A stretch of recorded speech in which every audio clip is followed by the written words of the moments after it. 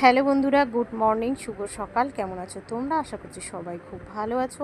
আমি মিঠু চলে এসেছি আরও একটি নতুন ব্লগ নিয়ে। সবার আগে বলে দিই, এই ব্লগটা আমি আপলোড করেছি ভোটের দিন, মানে বুধবার। তো তোমাদের সাথে এখন শেয়ার করছি।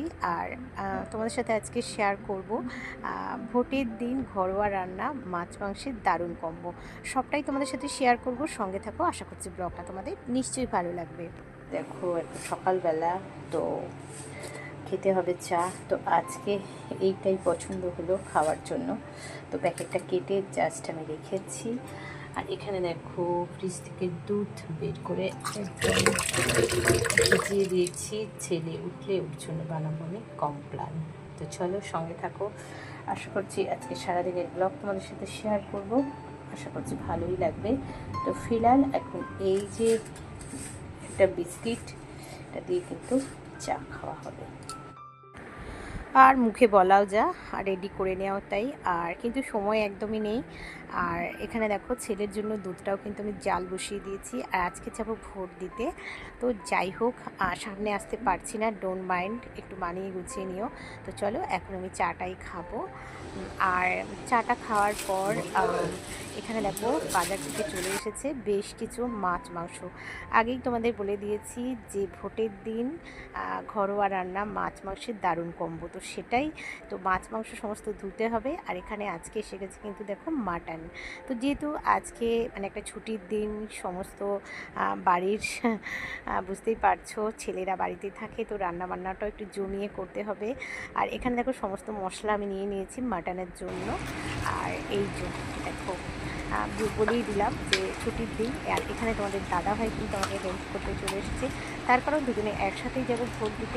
আর তোমরা সবাই জানো, এবারে কিন্তু কোনো মোবাইল অ্যালাউ নেই। তাই আর মোবাইল হয়তো নিয়ে যাব না, তাই তোমাদের সাথে সেভাবে শেয়ারও করতে পারবো না। আর এখানে এসে গেছে চিকেনও। তো চিকেন বেশ কিছুটা আমি স্টোর করে দেব। আর এই যে সব বাক্স আমি নিয়েই নিয়েছি। তো যাই হোক, চিকেনটা, মাটনটা আমি এখানে ম্যাগনেট করে রেখেই দিলাম।